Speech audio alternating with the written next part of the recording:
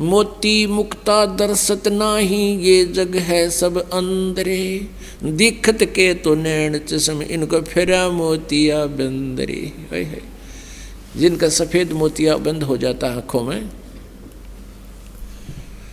उनकी आंखें बिल्कुल स्वस्थ दिखाई देती हैं, लेकिन उनको दिखता कुछ नहीं। अन्य व्यक्ति तो ये समझे ये बिल्कुल आँखों वाला है, नेत्र ठीक हैं इसके, लेकिन उसको कुछ नहीं दिखाई देता।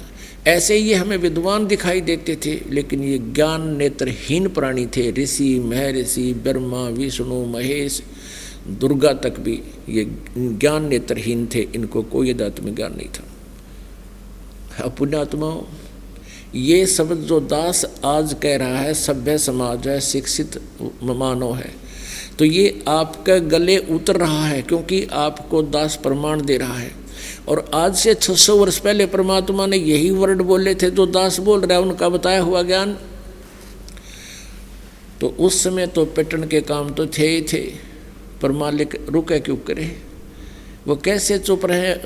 अगर उस समय भगवान यू ज्ञान ना दे के जाते तो हम कैसे पहचानते कि वो भगवान थे। और लोग कहा करते वो संस्कृत नहीं जानते, वेदों को नहीं पढ़ा, और फिर भी वो वेदों वाला ज्ञान बोल रहे हैं, तो वो परमात्मा थे। हमने ये समझना है, अपनी बुद्धि को सेट करना है। बंदी छोड़ कबीर इज गॉड। तो वो सब प्रमाण इस दास बताना चाहता है, जिससे आपके हृदय में भगवान भगवान सिद्ध हो जा। ये शब्द ऐसे हैं कड़वे कुनीन की तरह के ब्रह्मा, विष्णु, महेश और दुर्गा और ऋषि, महर्षि, वशिष्ठ जी, व्यास जी, और ये क्या नाम है, विश्वामित्र जी, भारद्वाज जी, जितने भी ऋषि महर्षि हुए, उनको कोई वेद ज्ञान नहीं था, अध्यात्म ज्ञान नहीं था। वेद ज्ञान नहीं तो अध्यात्म ज्ञान नहीं, क्योंकि हम वेदों को सिरोधार्य मानते हैं। अब ये प्रमाण देने पड़ेंगे, नहीं तो ये कुनीन जैसी कड़वी है, बालक जीभ पर रखते ही थूक देता है, और साथ में इसको जो है ना शुगर कोटेड करके अंदर पहुंचाना है। अब देखिएगा, ये कंसेप्ट क्लियर करना पड़ेगा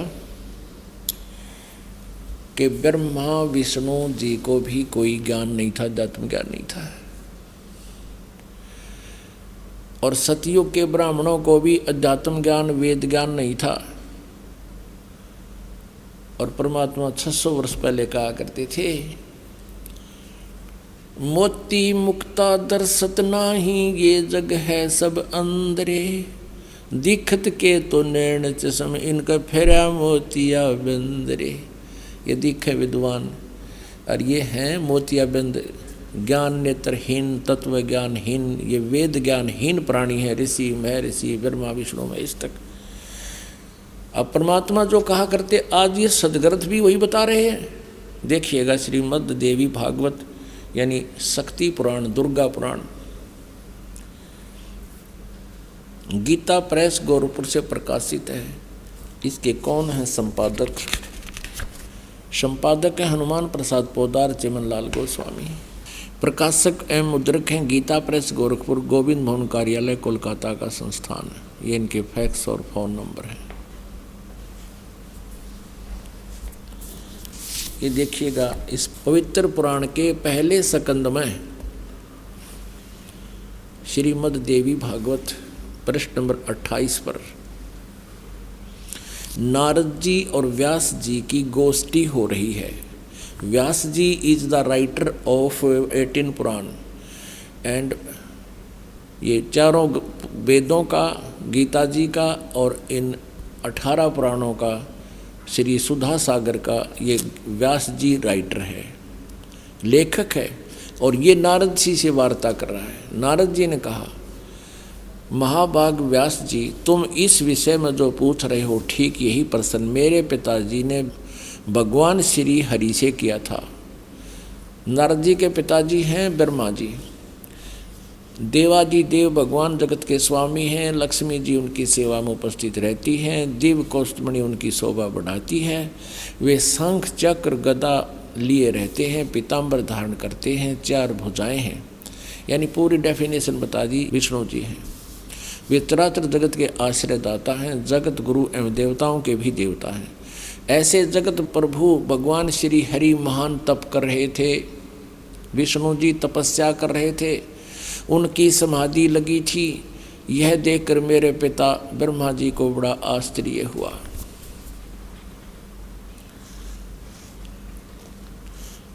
अतः उन्होंने उनसे यानी ब्रह्मा जी ने विष्णु जी से जानने की इच्छा प्रकट की। ब्रह्मा जी ने पूछा, प्रभु आप देवताओं के अध्यक्ष, जगत के स्वामी और भूत भविष्य एवं वर्तमान सभी जीवों के एकमात्र शासक हैं। भगवान फिर आप क्यों तपस्या कर रहे हैं और आप किस देवता की आराधना में ध्यान मग्न हैं? मुझे असीम आश्चर्य तो ये हो रहा कि आप देवेश्वर यानी सब देवों के मालिक, सब भगवानों के भगवान, ब्रह्मा जी विष्णु को कह रहा भगवानों के भगवान है, एवं सारे संसार के शासक होते हुए भी समाधि लगाए बैठे हैं। अब विष्णु जी ने क्या उत्तर दिया? ब्रह्मा जी के विनीत वचन सुनकर भगवान श्री हरि बोले, ये वचन बोले। श्री हरि उनसे कहने लगे, ब्राह्मण सावधान होकर सुनो, मैं अपने मन का विचार व्यक्त करता हूँ। देवता, दानव, मानव सब यही जानते हैं कि तुम सृष्टि करते हो, मैं पालन करता हूँ और शंकर संहार किया करते हैं। किंतु फिर भी वेद के पारगामी पुरुष अपनी युक्ति से यह सिद्ध करते हैं कि रचने, पालने और संहार करने की यह योग्यता जो हमें मिली है, इसकी अधिष्ठात्री शक्ति देवी है। वे कहते हैं कि संसार की सृष्टि करने के लिए तुम में राजसी शक्ति का संचार हुआ है। इसलिए भी सिद्ध हो रहा कि रजगुण ब्रह्मा, सतगुण विष्णु, तमगुण शिव जी हैं। मुझे सात्विक शक्ति मिली है और रुद्र में तामसी शक्ति का आविर्भाव हुआ है। सुवर्त प्रत्यक्ष और परोक्ष दोनों उदाहरण मैं तुम्हारे सामने रखता हूँ, सुनो। यह निश्चित बात है कि उस शक्ति के अधीन होकर ही मैं यानी विष्णु शेष नाग की सैया पर सोता हूँ। सृष्टि करने का अवसर आते ही जाग जाता हूँ। मैं सदा तप करने में लगा रहता हूँ और उस शक्ति के शासन से मैं कभी मुक्त नहीं रह सकता। कभी अवसर मिला तो लक्ष्मी के साथ सुखपूर्वक समय बिताने का सौभाग्य प्राप्त होता है। मैं कभी तो दानों के साथ युद्ध करता हूँ। अखिल जगत को यानी सारे जगत को भय पहुँचाने वाले दैत्यों के विकराल शरीरों को शांत करना मेरा परम कर्तव्य हो जाता है। ये भी सिद्ध हो रहा है, परमात्मा कहते कबीर जी, तंदर सुखिया कोई ना देखा, जो देखा सो दुखिया हो। और ब्रह्मा विष्णु महेश्वर दुखिया जिन ये राह चलाई हो। ये कहता मैं सदा तप करने में लगा रहता हूँ और शक्ति के शासन से कभी मुक्त नहीं रह सकता। कभी अवसर मिला तो लक्ष्मी के साथ थोड़ा सा सुखपूर्वक समय व्यतीत करता हूँ और फिर राक्षसों के साथ लट्ठम लट्ठा रहता हूँ, दानों के साथ युद्ध करता रहता हूँ। इनको सुख नाम की चीज़ नहीं, आप स्वीकार कर रहे हैं भगवान। और अब देखो विष्णु जी कह रहे हैं मुझे सब प्रकार से शक्ति के अधीन होकर रहना पड़ता है, मैं पराधीन हूँ। और उन्हीं भगवती यानी दुर्गा शक्ति को का मैं निरंतर ध्यान किया करता हूँ, उसी की पूजा करता हूँ। ब्रह्मा जी मेरी जानकारी में, मेरे स्पिरिचुअल नॉलेज में इस भगवती शक्ति से बढ़कर दूसरे कोई देवता नहीं। अब आ लिया अंत विष्णु जी के आध्यात्मिक ज्ञान का। नो कह दुर्गा तो ऊपर कोई भगवान को ना, जितनी मन जानकारी है। अपने आत्माओं, यदि ये दास ये शब्द कह के छोड़ देता कि ब्रह्मा विष्णु महेश दुर्गा आदि और इन ऋषियों में ऋषियों को आध्यात्मिक ज्ञान नहीं था, तो पहली बार जो प्राणी सुने वो उठ कर चला जाने कहे तो नरी बकवाद करे है। और अब ये प्रमाण देख करके वो पुण्यात्मा जो एकाध आए होंगे, नए भक्त भी बहुत आते हैं। इसलिए दास का उद्देश्य होता है कि पहली कक्षा से लेकर और पीएचडी तक का ज्ञान इसी सामूहिक शिक्षा स्थल यानी सत्संग के माध्यम से देऊं, ताकि ये ज्ञान यज्ञ का लाभ सभी प्राणियों को होवे। तो यहाँ ये स्पष्ट हो गया कि विष्णु जी को ज्ञान नहीं, ब्रह्मा ना पर ज्ञान नहीं, विष्णु तो पूछे, नारद ने ज्ञान नहीं और व्यास जी को ज्ञान नहीं। और आगे देखिए दुर्गा क्या कहती है। विष्णु जी तो कहते मैं दुर्गा से ऊपर कोई भगवान ना मानता, ना मन पता। और अब दुर्गा क्या कहती है, दुर्गा जी क्या कहती है देखिएगा 7वें स्कंद में 562 पृष्ठ पर 7वां स्कंद, वही श्रीमद् देवी भागवत, ये वही पुराण है। अब यहाँ देखिएगा 7वां स्कंद और 562 पृष्ठ। देवी जो है दुर्गा हिमालय राजा को ज्ञान दे रही है। देवी द्वारा हिमालय को ज्ञानोपदेश, ब्रह्म स्वरूप का वर्णन यानी ब्रह्म के बारे में जानकारी दे रही है। श्री देवी कहने लगी, पर्वतराज, ये पहले तो अपने बारे में बताती है, फिर अब अपनी को भी रिजेक्ट करती है। कहती है उस ब्रह्म का क्या स्वरूप है यह बतलाया जाता है, जो प्रकाश रूप, सबके अत्यंत समीप में स्थित, हृदय रूप गुहा में स्थित होने के कारण गुहाचर नाम से प्रसिद्ध, और महान पद अर्थात परम प्राप्य है। वह समस्त प्रजा के ज्ञान से परे है, अर्थात किसी की बुद्धि में आने वाला नहीं है, यह तुम जानो। जो परम प्रकाश रूप है, जो सूक्ष्म से भी अत्यंत सूक्ष्म है, जिसमें संपूर्ण लोक और उन लोकों में निवास करने वाले प्राणी स्थित हैं, वही यह अक्षर ब्रह्म। अब दुर्गा उवाबाई बोल रही है, कदे तो इस ब्रह्म को अक्षर ब्रह्म कहती है, कहीं इसको ब्रह्म कहती है। अब देखना, वही सबके प्राण है, वही सबकी वाणी है और वही सबके मन है। वह यह परम सत्य है, अमृत अविनाशी तत्व है, सौम्य। उस वेदने योग्य लक्ष्य का तुम वेदन करो, मन लगाकर उसमें तन में हो जाओ। अब हम थोड़ा सा यहीं से ले लेते हैं। उस एकमात्र परमात्मा को ही जाने, दूसरी सब बातों को छोड़ दे। यही अमृत रूप परमात्मा के पास पहुंचाने वाला पुल है। संसार समुद्र से पार होकर अमृत स्वरूप परमात्मा को प्राप्त करने का ये सुलभ साधन है। इस आत्मा का ओम के जप के साथ ध्यान करो। इस अज्ञान में अंधकार से सर्वथा परे और संसार समुद्र से उस पार जो ब्रह्म है उसको पा जाओगे, तुम्हारा कल्याण हो। इसने स्पष्ट कर दिया, अपनी पूजा को भी कह दिया मत करो, मेरी पूजा भी। एकमात्र परमात्मा को ही जाने, दूसरी सब बातों को छोड़ दे। उसका ओम नाम है और ब्रह्म, ओम नाम के जाप से ब्रह्म प्राप्ति उद्देश्य रखो। ब्रह्म की जाप करो, ब्रह्म का जाप करो। और वो कहाँ रहता है? वह यह सब का आत्मा ब्रह्म, ब्रह्मलोक रूप दिव्य आकाश में स्थित है। अब क्लियर कर दिया दुर्गा ने कि केवल ब्रह्म की पूजा करो, उसका ओम जाप है, वो ब्रह्मलोक में रहता है। अपने आत्माओं दुर्गा जी ने, देवी ने, जो इन ब्रह्मा विष्णु महेश से सुप्रीम है, इन्होंने इन ब्रह्मा विष्णु महेश नारद व्यास के सब के ज्ञान को रिजेक्ट कर दिया। अब देवी कहती है केवल ब्रह्म ही फाइनल गॉड है, कंप्लीट गॉड है। अब ब्रह्म क्या कहता है? ब्रह्म श्रीमद् भगवत गीता अध्याय नंबर 8 के श्लोक नंबर 13 में जो श्री कृष्ण जी में प्रवेश करके ये काल ब्रह्म बोल रहा है, ये कहता है कि ओम इति एक अक्षरम ब्रह्म व्यवहारन माम अनुस्मरण। ओम यह एक अक्षर मंत्र है, उच्चारण करके सिमरण करता हुआ जो शरीर छोड़कर जाता है, यानी आखिरी सांस तक जो मेरे ओम नाम का जाप करता रहता है, वो मेरे वाली परम गति को प्राप्त होता है। और फिर ये गीता ज्ञानदाता ब्रह्म क्या कहता है?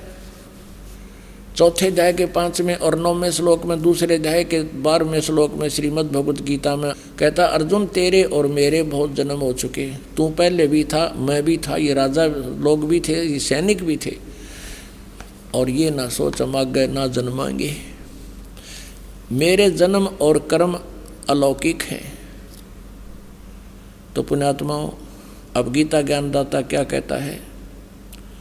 18वें अध्याय के 62वें श्लोक में कहा कि अर्जुन तू सर्वभाव से उस परमेश्वर की शरण में जा, उसकी कृपा से तू परम शांति को और सनातन परम धाम को प्राप्त होगा। सनातन परम धाम कौन सा है? सतलोक।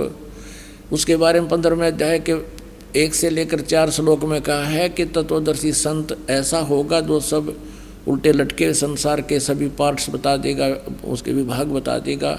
उसके पश्चात उस परम पद परमेश्वर की खोज करनी चाहिए, जहाँ जाने के बाद फिर साधक कभी लौटकर संसार में वापस नहीं आता, अर्थात उसको पूर्ण मोक्ष हो जाता है।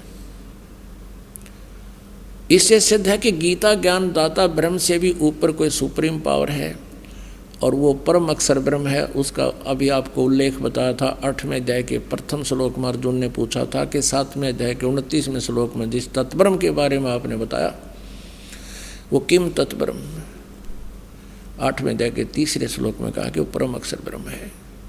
तो इसे सिद्ध हो गया कि ना ब्रह्मा ने ज्ञान, ना विष्णु ने ज्ञान, ना शिव ने ज्ञान, क्योंकि ब्रह्मा और विष्णु शिव एक ही सत्र का ज्ञान रखते हैं।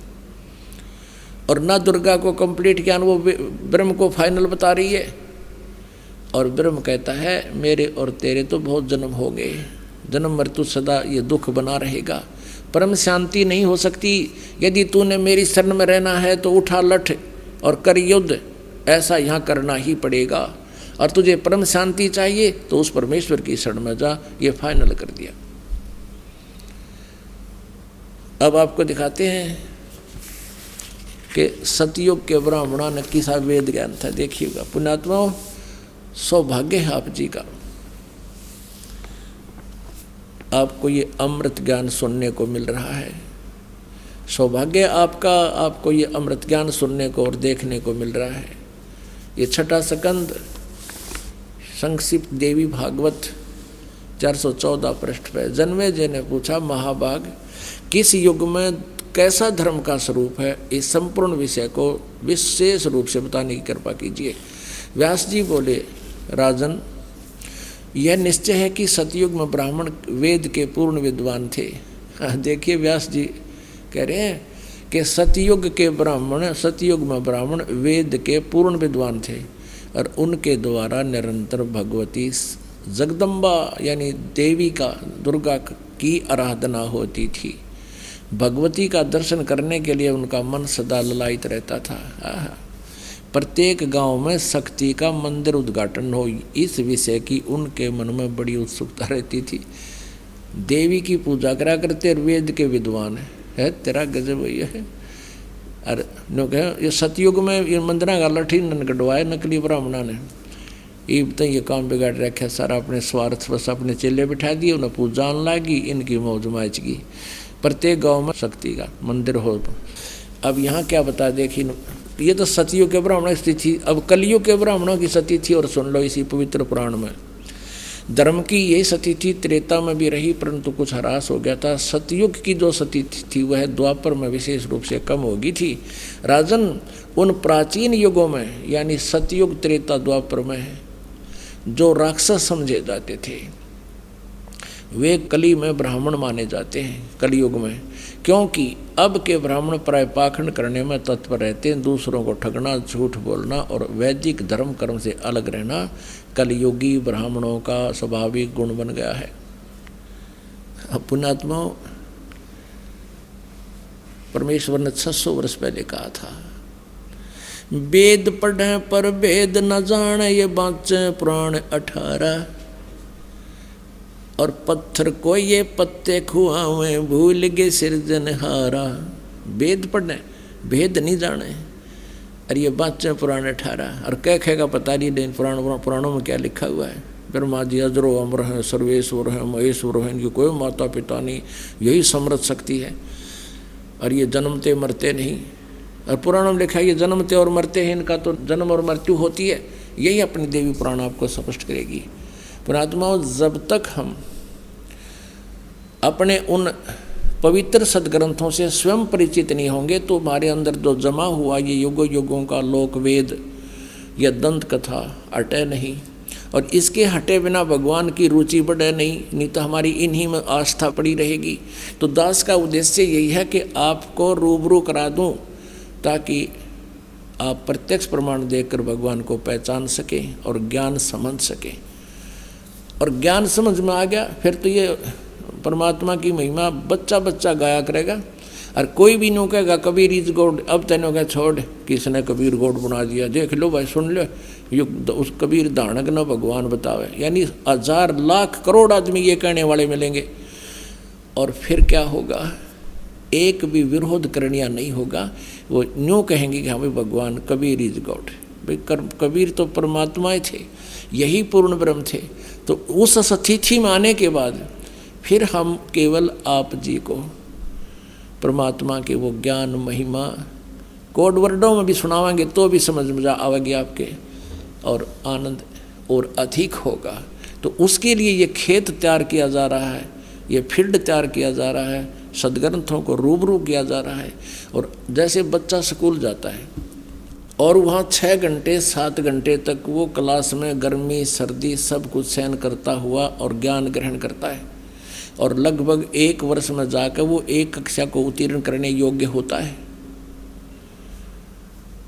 और 15-16 वर्ष 20 वर्ष तक कंटिन्यू पढ़ाई करने के बाद उसको वो ज्ञान से परिपक्व होता है और 2 रोटी का साधन बनता है। और इसीलिए यहाँ आप जी को ये दास एक ये सत्संग रूपी लेक्चर सुना रहा है, इनको आप जी ने सुनना ही पड़ेगा इस परमात्मा के पाने के लिए और मोक्ष प्राप्ति के लिए। तो इसमें किसी प्रकार की थोड़ी बहुत गर्मी सर्दी जो भी मालिक की दया है, कोशिश तो इन दासों की रहती है कि परमात्मा के बच्चों को कोई असुविधा ना हो, हर तरह की संभव कोशिश करते हैं गर्मी सर्दी से आपको बचाकर फिर भगवान का गुणगान सुनाने की। फिर भी हमें इतना डेर होना चाहिए, हिम्मत रखनी चाहिए। जैसे हम किधर बस में जावे हैं या ट्रेन में जाते हैं अपने रोजी रोटी के लिए, तो 6-6 घंटे एक पैर पर खड़े रहते हैं डंडा पकड़ के। इतनी भीड़ में भी हम कभी परवाह नहीं करते, जावा की तो उतरना जगह को नहीं, उतर जावा ताकि अब सेंट लगे मजबूरी। तो पुण्यात्माओं, यहाँ थोड़ा बहुत आप जी को गर्मी सर्दी से थोड़ा बहुत कष्ट भी होता है, तो परमात्मा के निमित्त ही समझना उसका पुण्य न्यारा होगा। और पहले हम ये ज्ञान नहीं था, भक्ति भी करते थे, भगत भी को आया करते थे और फिल्म भी देखा करते। अब पहले VCR होया करते और इसी लंबी लंबी उनकी कैसेट हुआ करती 3-3 घंटे की। संडे को दिन ले आते का आज VCR लावांगे किराए पर और 3 फिल्म देखेंगे। इसे तो 100 रुपये किराया एक फिल्म में, इस 3 फिल्मों में 100 रुपये किराया ही रात का।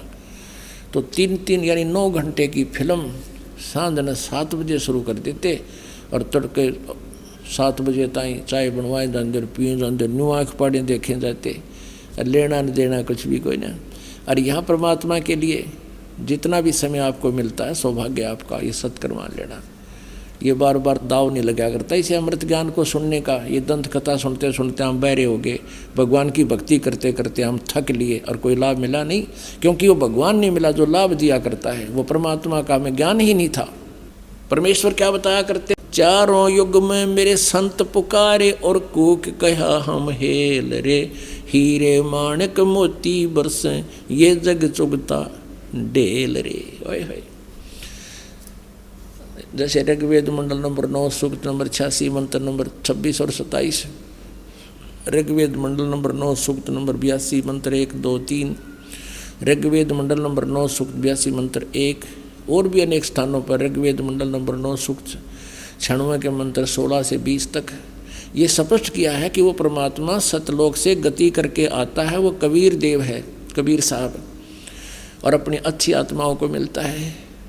और फिर वो अच्छी आत्माएं फिर परमात्मा के गुणगान आगे संसार को सुनाते हैं। उनमें से कौन कौन वो पुण्यात्मा है जिनको परमात्मा अपने स्वाभाविक गुण अनुसार आते हैं, वो लीला ऐसी ही करते हैं जो वेद बता रहे हैं। उनमें से परमात्मा किन किन को मिले, आदरणीय धर्मदास साहिब जी को, आदरणीय नानक साहिब जी को, आदरणीय मलुकदास साहिब जी को, आदरणीय गरीबदास साहिब जी को, आदरणीय दादूदास साहिब जी को, आदरणीय घीसा दास साहिब जी को। ये वो श्रेष्ठ आत्मा, और इन पुण्यात्माओं ने, इन संतों ने आगे परमात्मा के गुणगान गाए, यही ज्ञान दिया जो परमात्मा उनको बता कर गए थे। उनके विषय में कह रहे हैं कि चारों युग में संत पुकारे कूक कहा हम हेल रे, हीरे माणिक मोती बरसे हैं ये जग चुगता डेल रे। हम तत्व ज्ञान और यथार्थ भक्ति मार्ग रूपी हीरे और मोतियों की वर्षा कर रहे हैं, हमें आपको ज्ञान सुना रहे हैं।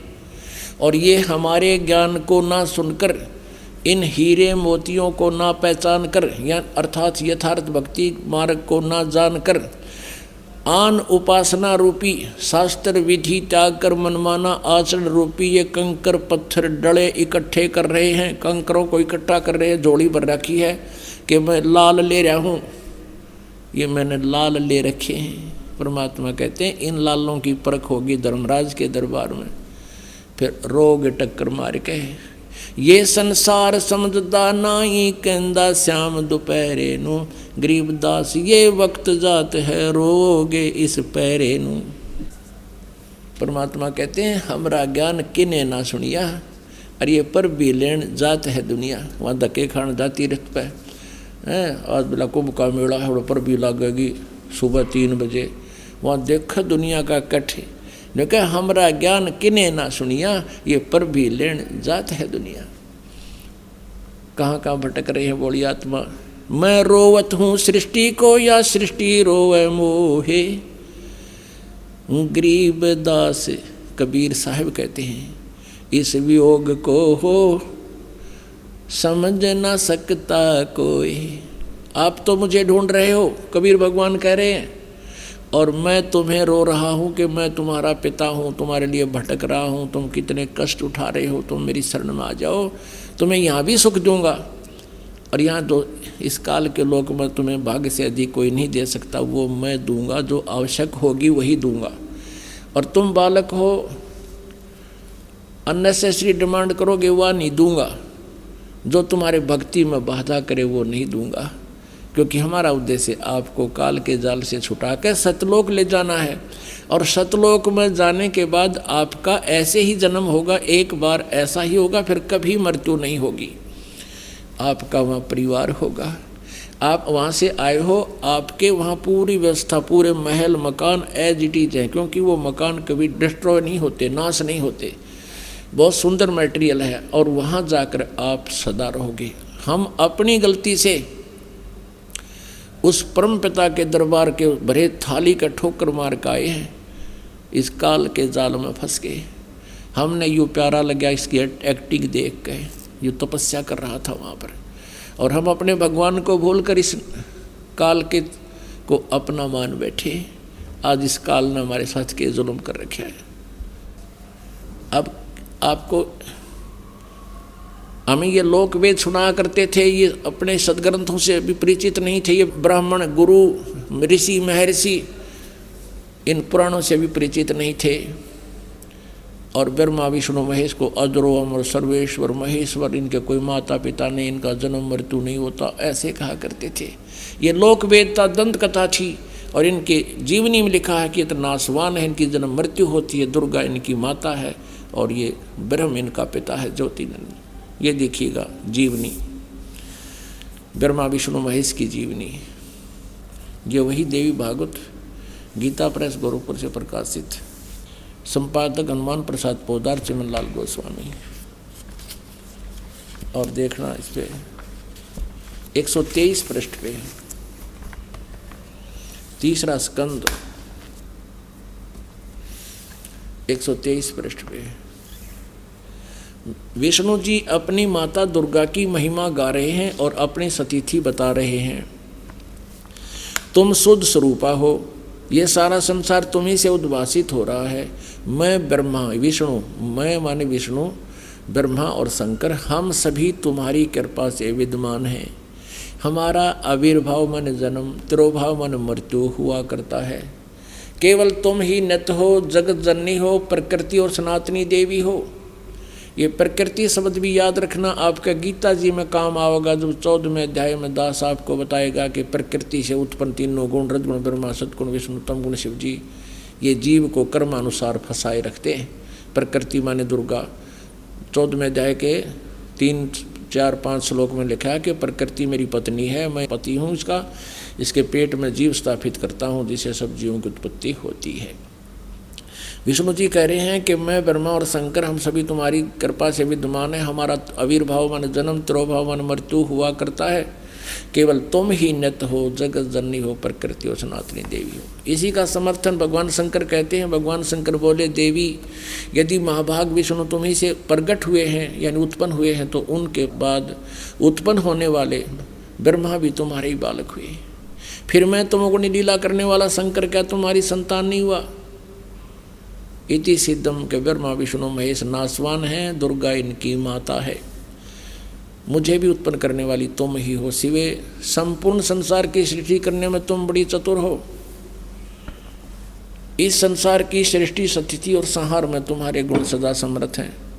उन्हीं तीनों गुणों से उत्पन्न हम ब्रह्मा, विष्णु एवं शंकर नियमानुसार कार्य में तत्पर रहते हैं। इससे सिद्ध हो गया रजगुण ब्रह्मा, सतगुण विष्णु, तमगुण शिव जी। और ये केवल नियमित काम कर सकते हैं, जैसा वर्क डन, इसमें कोई परिवर्तन ये नहीं कर सकते। इस पवित्र पुराण के इन चंद पंक्तियों ने ये स्पष्ट कर दिया, 4 कंसेप्ट क्लियर कर दिए। एक तो ये है कि ब्रह्मा विष्णु महेश नासवान, इनकी जन्म मृत्यु होती है। दूसरा ये हो गया कि दुर्गा इनकी माता है। तीसरा ये हो गया कि रजगुण ब्रह्मा, सतगुण विष्णु, तमगुण शिव जी है। और चौथा ये हो गया कि ये केवल जैसा जिसने कर्म किया है उतना ही आपको दे सकते हैं, उसमें कोई परिवर्तन नहीं कर सकते। ये पाप नाश नहीं कर सकते, प्रारब्ध में परिवर्तन नहीं कर सकते। केवल कबीर देव, वो कबीर साहब कर सकते हैं। जिन महापुरुषों ने परमात्मा का साक्षात्कार हुआ, जिनको भगवान आकर मिले, उनमें से एक पुण्य प्राणी, पुण्य आत्मा, पुण्य महात्मा आदरणीय गरीबदास साहिब जी परमात्मा की महिमा बताते हैं। मासा घटे न तिल बधे, विद ना लिखे जो लेख, सच्चा सतगुरु मेट कर ऊपर मार मेख। के विधाता ने जो भी आपके भाग्य में जो अंक लिख दिए, पुण्य और पाप, वो आपने सारे भोगने पड़ेंगे। उसमें कुछ भी परिवर्तन नहीं हो सकता। केवल पूर्ण संत, जो पूर्ण परमात्मा का उपासक है, वो कबीर परमात्मा और उसी का कृपा पात्र संत ही आपके भाग्य में परिवर्तन कर सकता है, आपके दुखों का निवारण कर सकता है। गरीब जम जो राजा से डरे, मिटे कर्म के लेख, अदली असल कबीर हैं ये कुल के सतगुरु एक। पुण्यात्मा, ये 5 दिन का सत्संग इसीलिए किया गया है। एक तो ऐसी दया परमात्मा की कि ये छुट्टियों के दिन, क्योंकि काल के कुल से छूटना भी बड़ा मुश्किल है। आप जी को यहाँ लेकर भी परमेश्वर ही आए हैं। आप परमात्मा की लीला से जब परिचित हो जाओगे बच्चों, आप रोया करोगे रजाई में मुंह दे के, आखिर भगवान आप इतने दयालु, हम तो कति नालायक थे। हम तो उस काल के सांगना फाइनल मान रहे थे, या यो कार या कोठी या फैक्ट्री या मेरी 1 मिनट में मृत्यु हो जाती है, फिर कहाँ है ये मेरी। ये आँख खोल दी दाता ना हमारी, जो काल ने हमें मूर्ख बना गया, फंसा रखा है, यहाँ से हिलन नहीं देता। मोह ममता फंसा रहा कि बेटा बेटी पोते पोतियाँ में, कार और कोठियों में। इसको हम सतीथि बोलते हैं, ये पौराणिक। और यह ड्यूटी भगवान विष्णु की है, सतोगुण की। और जो हम संतान उत्पत्ति करते हैं या ठाठ बाट इकट्ठा करना चाहते हैं, ये करवा रहा है रजगुण ब्रह्मा जी, ये ब्रह्मा जी की ड्यूटी है। और हमें यह संहार कर रहा है, ये शंकर जी की ड्यूटी है। ये तीनों काल के पुत्र हैं और काल हमें 1 लाख को डेली खा रहा है। अब पुण्यात्मा, ये ज्ञान समझ में होगा जब आप देखना है। यहाँ आपको लेकर भी परमात्मा आए हैं, आपकी जमानत करवाते हैं इस काल से। जैसे जेल से जमानत आते, जिनकी कैद हो जाती है, उनको जमानत पर और एक विशेष एविडेंस पर छोड़ा जाता है, उसके जमानतियाँ के वो ली जाती है गारंटी, तब उनको छोड़ा जाता है। तो आपकी जमानत लेते परमात्मा के 3 दिन छोड़ दे, 4 दिन छोड़ दे, 2 दिन की दे दे जमानत, फिर वापस आ जाएंगे तेरी जेल में। तो पुण्यात्माओं, ये काल की जेल है। एक पुन्नी एक पापी आया, एक है सूम दलेल बे। एक पुन्नी एक पापी आया, एक है सूम दलेल रे। गरीबदास सतपुरुष भजन बिन, सब ही यम की जेल रे। ओए होए। जैसे कोई इज्जत साधना ना करके कोई पुण्य करते हैं, भंडारे करते हैं, पक्षियों को दाने डालते हैं, प्याऊ खुलवा रखी हैं, धर्मशालाएँ बनवा रखी हैं, कुएँ खुदवा रखे हैं, हैंडपम्प बनवा रखे हैं, वो पुण्यकर्मी प्राणी है। और एक नरी चोरी करे, डाके मारे, बूंदी अच्छी सोचे, वो पापी है। और एक कति दान नहीं करता, कंजूस, वो भी कहते हैं जब तक सत्साधन आपको नहीं मिलेगी, परमात्मा की शरण पूरे संत के माध्यम से नहीं मिलेगी, तो तुम सारे के सारे काल की जेल में ही हो। पुण्यकर्मी प्राणी चला गया स्वर्ग में, और यहाँ पाप भी बराबर होते रहते हैं, पैरेलल। पुण्य अलग लिखे जाते हैं, पाप अलग लिखे जाते हैं, और कोई भी बगैर भोगे वो खत्म नहीं होते। यहाँ का विधान है, और परमात्मा कबीर जी का विधान है, जब ही सतनाम हृदय धरो, भयो पाप को नासे, जैसे चिंगारी अग्नि की भाई पड़े पुराने घासे। हमारे 3 प्रकार के कर्म बताए हैं। एक संचित कर्म जो पहले के डिपॉजिट रखे हैं हम धर्मराज के दरबार में, पुण्य और पाप दोनों। तो उन पुण्य और पाप की एवरेज रेशो निकाल कर, जिसके पुण्य गणे हैं तो उसको पुण्य ज़्यादा दे दिए, पाप कम है तो पाप की रेशो कम होगी। तो यहाँ उसको सुख ज़्यादा है, दुख कम। और जिनके पाप ज़्यादा है, पुण्य थोड़े, तो उसको उसी रेशो में पाप और पुण्य मिलाकर आपको जीवन दे दिया, प्रारब्ध बना दिया। वो प्रारब्ध कर्म बन जाता है। तो जिसके पुण्य थोड़े हैं और पाप गणे हैं, तो उस पर कष्ट पे कष्ट, कष्ट पे कष्ट आ रहा है, उसने भोग कई पांडा छूटेगा। और तीसरे क्रियामान कर्म है जो अब हम वर्तमान में कर रहे हैं। इन 3 प्रकार के कर्म हैं। इन तीनों प्रकार के कर्मों का नाश कबीर परमेश्वर ही कर सकता है।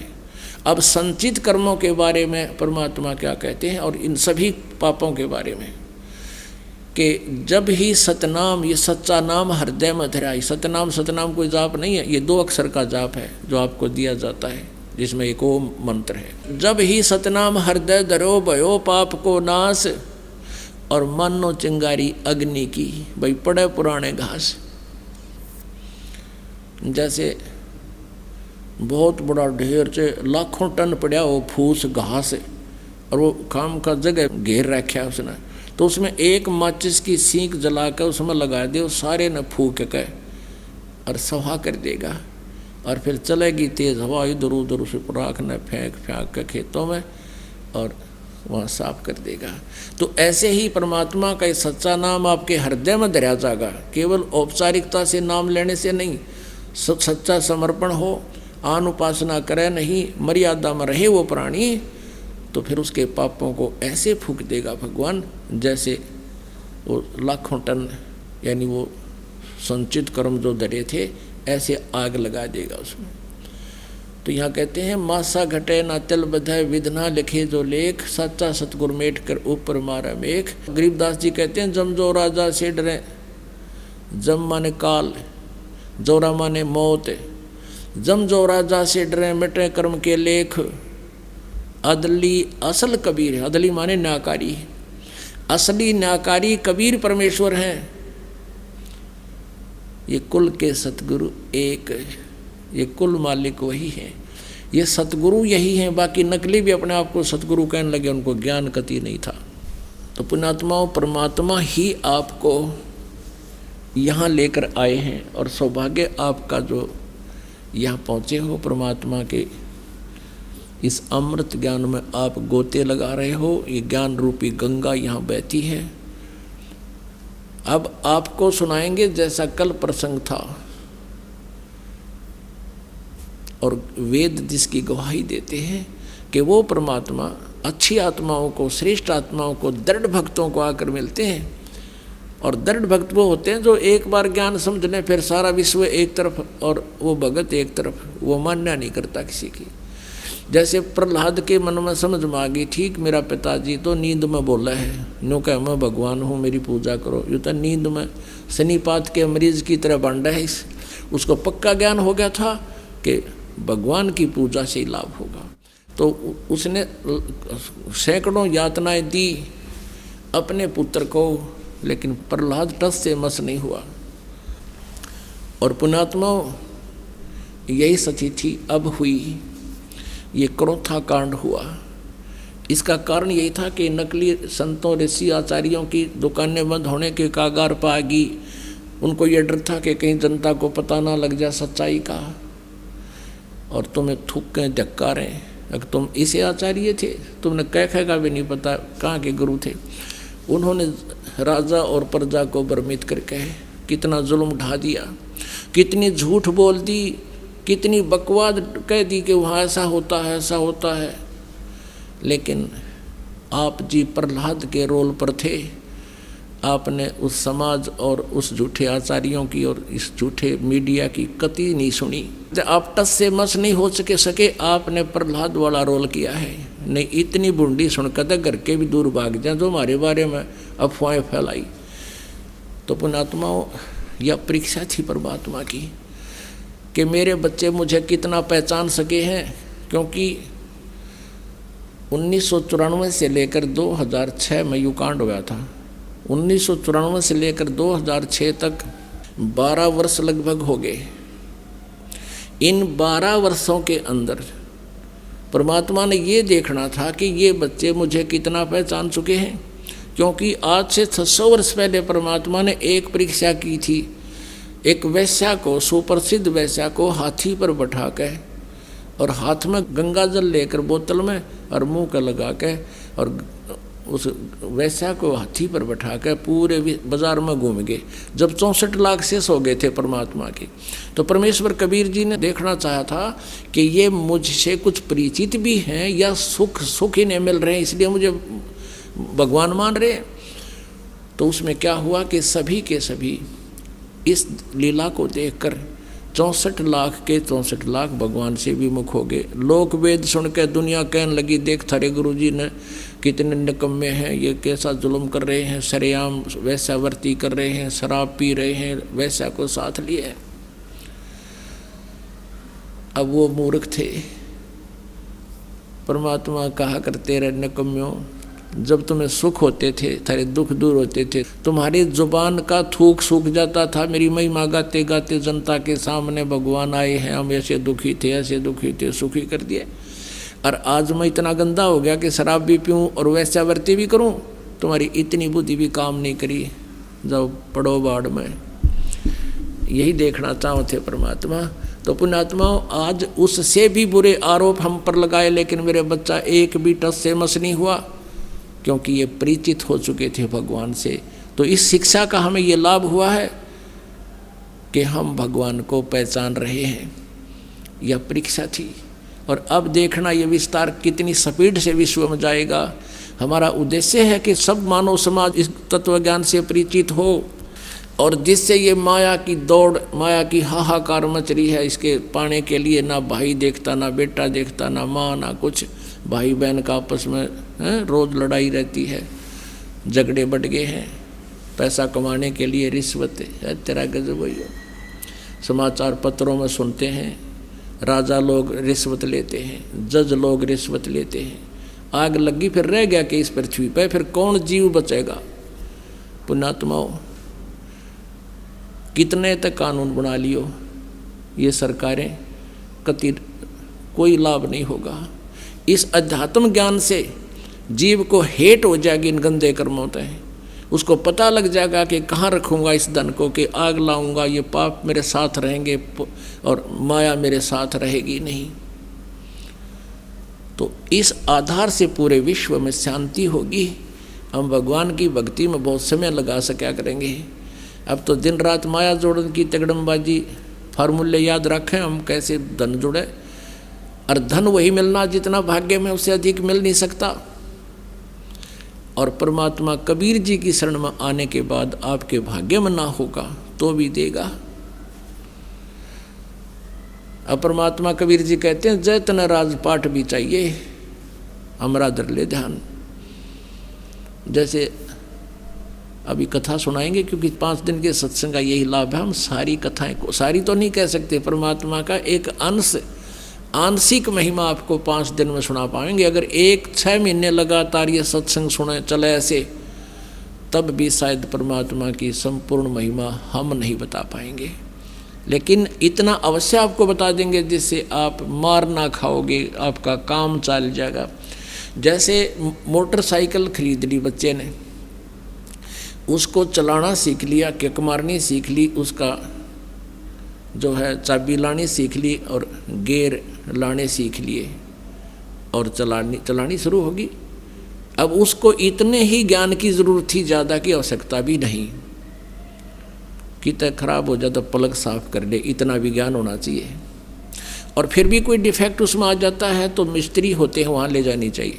तो ये राम नाम की गाड़ी आपको दे रहे हैं, आपको इतना ज्ञान तो अवश्य देंगे कि आप इसको गियर ला सको, चला सको और किधर बढ़ा ना दो। इतना ज्ञान भी आप जी को ये 5 दिन के सत्संग में जो कंटिन्यू सुन लेगा, इतना ज्ञान अवश्य हो जाएगा। और अधिक हमने ज्ञानी पाकण की जरूरत नहीं है, हमने इतना ही चाहिए। क्योंकि अगर इंजीनियर बनना है तो उसके लिए तो फिर नए सिरे तक कोर्स होगा। तो आप जी को इतना ज्ञान दास अवश्य दे देगा कि आप इस राम नाम की गाड़ी को चला लिया करोगे, मार नहीं खाओगे। और बाकी तो भगवान ने ये बहुत बड़े पुर्जे पर, जैसे इंजीनियरों ने फैक्ट्री ला कर उसको तैयार किया है, वो पार्ट्स अलग अलग, वो तो अलग प्रोसीजर है। वो तो परमात्मा ने ये राम नाम की गाड़ी स्पेयर पार्ट्स इन सदग्रंथों में रखे थे। इस दास ने को इंजीनियर बना दिया इस आध्यात्मिक गाड़ी का, और इस दास ने ये पुर्जे इन जेन्युइन पार्ट निकाल के स्पेयर पार्ट्स की बुक दुकान से, और यह राम नाम की गाड़ी आपको बना के दे दी। अब इसको आप आनंद लो इसका। आपने क्या करना है, कैसे गाड़ी चलानी है, कैसे सुरक्षित रखनी है, नियम भंग नहीं करने, यानी सड़क से नीचे गाड़ी को नहीं ले जाना, गड्ढों में अनुपासना नहीं करनी। और ये मंत्र जाप आपको दे दिए, ये गियर लाओ और किक मारो और चलो अपना काम करो, भक्ति भी करो, परमात्मा को याद भी रखो। तो पुण्यात्माओं, अब आप जी को वो कथा सुनाते हैं कि परमात्मा आकर के अपनी प्यारी आत्माओं को मिलते हैं। उनमें से एक आदरणीय धर्मदास साहिब जी थे। कल के सत्संग में आपको बताया कि धर्मदास जी मथुरा के अंदर भगवान श्री कृष्ण जी जहाँ कभी रहे थे कुछ दिनों, वहाँ उनके गुरु द्वारा बताए अनुसार मोक्ष उद्देश्य से उस मथुरा के जोड़ में नहाने के लिए गए थे और उसको पुण्य मान रहे थे। उधर से वो परमात्मा अपनी प्यारी आत्मा के इस अंधेरे को हटाने के लिए, अज्ञान को नाश करने के लिए, अनुपासना से पीछा छुटवाने के लिए, काल के जाल से बचाने के लिए एक जिंदा महात्मा का रूप बनाकर वहाँ उपस्थित हुए। जैसा कि अभी आपने ऋग्वेद मंडल नंबर 9 सूक्त नंबर 1 मंत्र नंबर 8 में सुना कि वो परमात्मा, उस परमात्मा को उग्र गतियाँ प्रेरणा करती हैं और वो परमात्मा भासमान शरीर को प्राप्त होता है। और वो परमात्मा 3 प्रकार से रूप धारण करता है दूसरों के कल्याण के लिए। एक रूप में तो सतलोक में रहते हैं अपने ओरिजिनल शरीर में, और दूसरी तिथि उनके यहाँ शरीर धारण कर प्रकट होने की है, शिशु रूप धारण करके आते हैं। और तीसरी यह है कि वो जब चाहे तब प्रकट हो जाते हैं अन्य रूपों में। गरीबदास जी कहते हैं, अनंत कोट अवतार है ये, नौचित में बुद्धि नासी, खालक खिल खलक में है 6 ऋतु 12 मास। के उस परमात्मा के तो अनंत अवतार हैं, अनंत बार यहाँ प्रकट होता है, असंख्य बार। और ये 9 चित्त में बुद्धिनाश, यानी बुद्धिहीन लोग केवल 9 ही अवतार मानते हैं,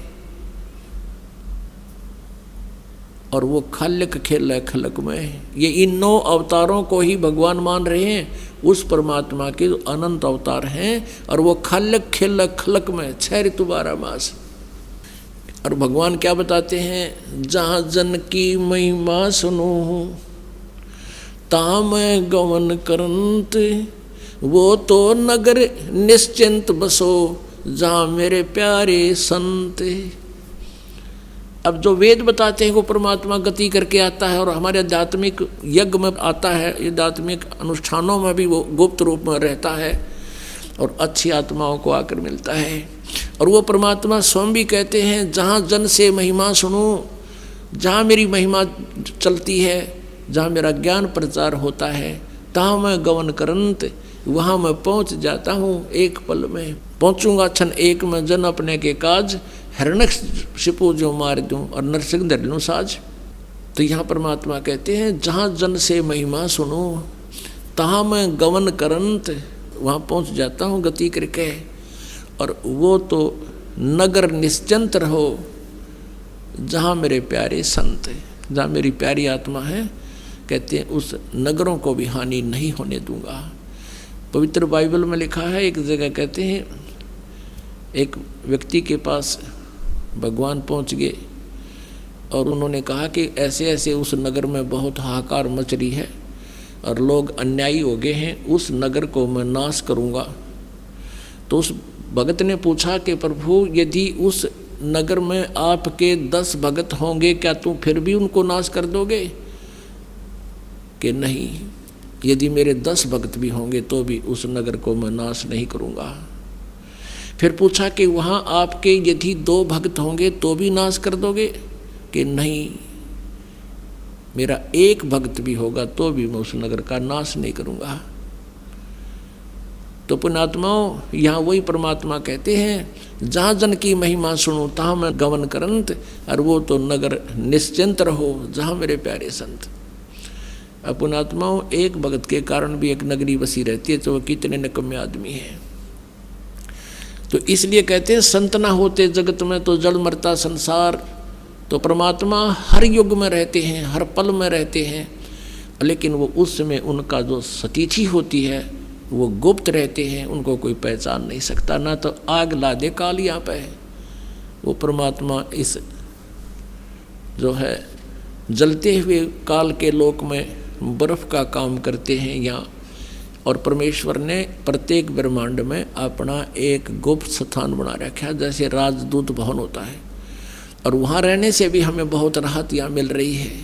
तो पुण्यात्माओं, ये काल है, और काल आपने देखा होगा गीता जी में अपना विकराल शरीर दिखाता है, रूप दिखाता है, जो अर्जुन जैसे योद्धा भी कांप जाते हैं, थर थर कांप रहे होते हैं, और उसने हम भगवान मान रहे थे।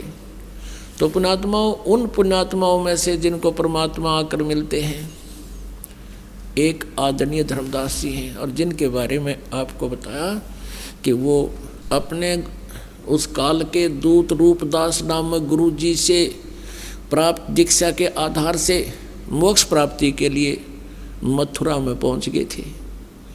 कल आपको बता दिया था कि धर्मदास ने उस तालाब में स्नान किया और मूर्ति पूजा की, भगवान के वस्त्र चेंज करे, फिर धूप दीप देकर गीता जी का पाठ किया। तो परमात्मा ने काफ़ी कुछ ज्ञान समझाने की चेष्टा की थी, लेकिन धर्मदास मान्या नहीं था। सारे ज्ञान को देखकर, गीता जी में प्रमाणों को देखकर भी परमात्मा से विमुख हो गया, नाराज हो गया था, और कहा था कि मैं कोई जीव हिंसा नहीं करता। क्योंकि परमेश्वर कबीर जी एक जिंदा महात्मा के रूप में वहाँ उपस्थित थे। जिंदा महात्मा मुसलमान फकीर। ये टोंट करसी थी धर्मदास जी ने कि मैं जीव हिंसा नहीं करता। तुम कहने का भाव ये था कि तुम मुसलमान हो, तुम मांस खाते हो, जीव हिंसा करते हो, इसलिए तुम्हारा मोक्ष नहीं हो सकता, हमारा ही मोक्ष होगा। धर्मदास जी का उद्देश्य ये था कहने का। अगले दिन धर्मदास जी ने खाना बनाया, लेकिन सच्चाई से परिचित होकर के वो साधना नहीं कर सका जिसको वो प्रतिदिन किया करता था। अंदर में कसक थी, भगवान फिर एक बार दर्शन दे, और फिर कभी मैं ऑब्जेक्शन नहीं करूँगा, सारा ज्ञान सुनूंगा। अगले दिन उसने खाना बनाना चाहा सुबह वक्त से। उस खाना बनाने में प्रयोग की गई लकड़ियों में बहुत सी चींटियाँ जल गई थी। शेष बची लकड़ी के टुकड़े में भी लाखों की संख्या में चींटियाँ वहाँ चटक पटक होकर जल रही थी। धर्मदास जी एकदम स्तब्ध रह गए। दयालु आत्मा होते हैं भक्त, और एकदम सिहर उठे कि इसे आज के अन्न में करोड़ों चींटियाँ जल गई। इतनी लंबी लकड़ी थी आता है, और इसके अंदर तो पता नहीं कितनी चींटियाँ जल गई, 7 मंडे भी जल गए।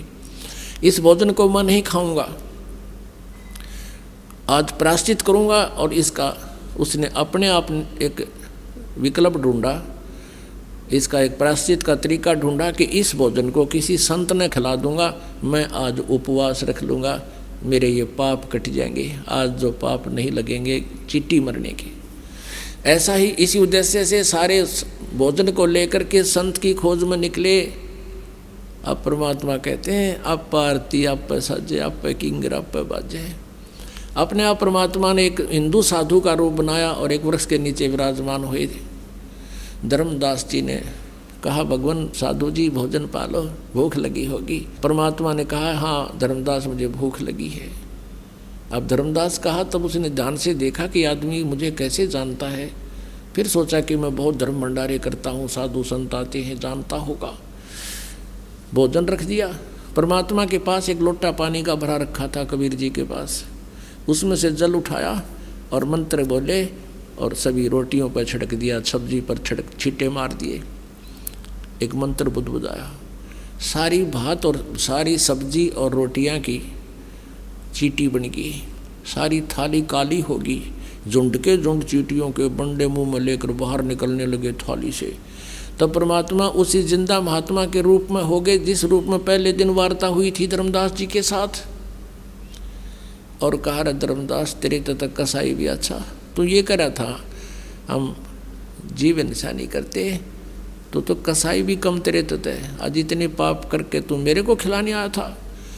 चरणों में गिर गया, पैर पकड़ लिए, नो कहे, भगवान मैं पापी आत्मा हूँ, हे प्रभु आपके ज्ञान में बहुत दम है। और मेरे हृदय को उसने छलनी कर दिया, कंडम कर दिया दाता, लेकिन मैं अपने अभिमानवश आपके ज्ञान को स्वीकार नहीं कर सका था। लेकिन सारी रात करवटें बदलता रहा, आपके पाने की तड़फ याचना करता रहा कि वो महात्मा संत एक बार फिर मुझे दर्शन दे, तो मैं फिर कभी ऑब्जेक्शन नहीं करूँगा, विवाद नहीं करूँगा। क्योंकि परमात्मा कबीर जी उनके आगे से अंतर्ध्यान हो गए थे। तब परमेश्वर ने कहा कि ठीक है धर्मदास, अब सुन ले वो राम कहानी मैं तुझे सुनाना चाहता हूँ। आप क्या कहते हो, क्या क्या साधना करते हो, अब क्या क्या वार्ता होती है उस आत्मा और परमात्मा की। ज्ञान सुना दे, विधि बता दे, हो मेरा कल्याण भक्त मैं अर्ज करूं। ज्ञान सुना दे, विधि बता दे, हो मेरा कल्याण भक्त मैं अर्ज करूं। परमात्मा कबीर देव जी प्रथम बार जब मिले कहते हैं, उसको तो महात्मा कहते हैं और स्वयं को अपने आप को एक दास कहते हैं कि मुझे ऐसी विधि बता दे जिससे मेरा कल्याण हो धर्मदास। ज्ञान सुना दे, विधि बता दे, हो मेरा कल्याण भक्त मैं अर्ज करूं। धर्मदास जब न्यो बोला, 68 तीर्थ नाऊंगा। धर्मदास जब न्यो बोला, 68 तीर्थ नाऊंगा। गीता जी का पाठ करता हूँ, इस विध मुक्ति पाऊंगा। गीता जी का पाठ करता हूँ, इस विध मुक्ति पाऊंगा। राम कृष्ण के गुण गाऊंगा, मिल स्वर्ग में स्थान भक्त में अर्ज करूं। ज्ञान सुना दे, विधि बता दे, हो मेरा कल्याण भक्त में अर्ज करूं।